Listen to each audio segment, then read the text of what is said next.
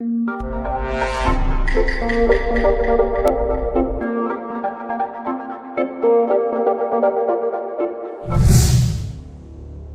the heart of a forgotten land, King Zwide ruled over his kingdom with an iron fist, his eyes filled with greed and malice.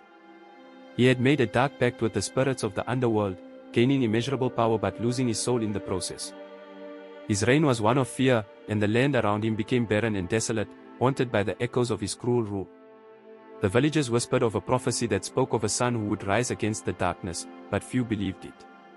They trembled beneath the king's tyranny, their voices silenced by his wrath. Only one knew the truth, that the king's son, YEGAZI, had been born with the power to destroy his father's cursed reign, though the boy had yet to realize his own strength. YEGAZI grew up in the quiet hills, far from the palace where his father ruled. His mother, a gentle soul, had raised him with love and wisdom, keeping him safe from the king's oppressive reach. She often told him stories of the old ways, of the balance between light and dark, though she kept the truth of his lineage hidden from him. One night, under a moonlit sky, an old mystic appeared at the doorstep of their humble home. She spoke of the prophecy and told YEGAZI that he was destined to bring balance back to the land. With his heart filled with doubt and wonder, YEGAZI listened as the mystic revealed that the darkness within his father could only be broken by the blood of his own kin. As YEGAZI's training began, he learned the ways of the ancestors and the strength of the elements. Each day, he felt the power within him grow, but so did his fear. The kingdom was a dark place, filled with monsters and spirits that lurked in the shadows. The prophecy weighed heavily on him, and the idea of facing his father seemed impossible. Despite his inner conflict, the mystic's words lingered in his mind, only the son of Zwide can destroy the king's curse. With a heavy heart, YEGAZI knew it was time to face the truth. He could no longer live in hiding. He would have to confront the evil that had tainted his bloodline, for the sake of the kingdom. YEGAZI set out on his journey towards the dark palace, his heart heavy with the burden of the task ahead. The path was treacherous, and the land itself seemed to resist his every step. Shadows twisted in the trees, and strange creatures watched from the corners of his eyes. But his resolve was strong, for he knew the fate of the kingdom rested in his hands. Along the way, he met an old warrior named Thando, who had once served in the king's army but had deserted when he saw the evil in Zwide's heart. Thando, seeing YEGAZI's determination, agreed to join him on his quest. Together, they ventured deeper into the heart of darkness, knowing they were getting closer to the inevitable confrontation. The palace loomed before them, its spires stretching into the dark sky like the claws of a beast. Zwide's presence could be felt even before they entered, an oppressive force that weighed down on the air. The ancient stone walls seemed alive, echoing with the cries of the oppressed and the laughter of the evil king. YEGAZI and Thando crept through the palace's labyrinthine halls, avoiding the king's guards and the dark spirits that prowled within. The deeper they went, the more the air grew thick with shadows. It was here, in the heart of the palace, that YEGAZI would face his father and the dark curse that bound him. At last, they came upon the throne room. King Zwide sat upon his darkened throne, his eyes glowing with an unholy light. His body was no longer fully human, twisted by the dark spirits that had claimed him. His voice boomed through the chamber, full of venom, as he addressed his son. "You dare challenge me, boy?" Zwide sneered, his voice like a thunderclap. "I am a king, bound by powers you cannot comprehend. You are nothing but a pawn in a game you cannot win." His hands crackled with dark energy, and the ground beneath their feet trembled with the weight of his wrath. YEGAZI stepped forward, his heart racing but his resolve unshaken. The mystic's words echoed in his mind, and he gripped the artifact she had given him, a crystal pendant passed down through generations, said to hold the power to break curses. With a deep breath, he raised the pendant high. The room exploded with energy as the two clashed. Zwide's dark powers lashed out, but YEGAZI's light met them with equal force. For every shadow that the king summoned, YEGAZI pushed it back with the power of his heart. The battle raged on, neither side willing to yield. The fight reached its peak, and just when it seemed like YEGAZI would be overwhelmed, the pendant glowed with an intense light.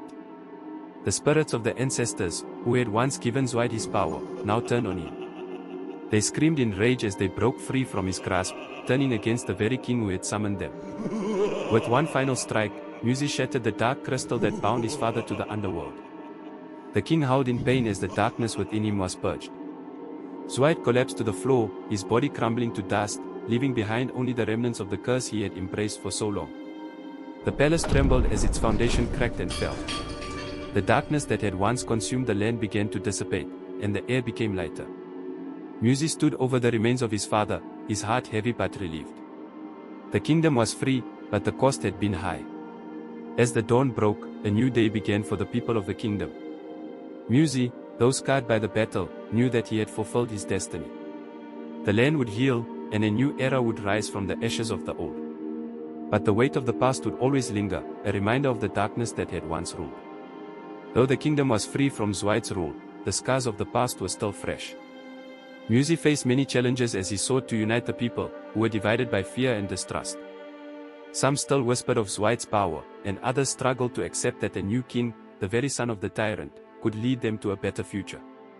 YEGAZI spent his days traveling across the kingdom, speaking with the elders and the people, listening to their fears and hopes. He knew that healing the land would take time, but he also understood that true leadership meant earning the trust of those he ruled.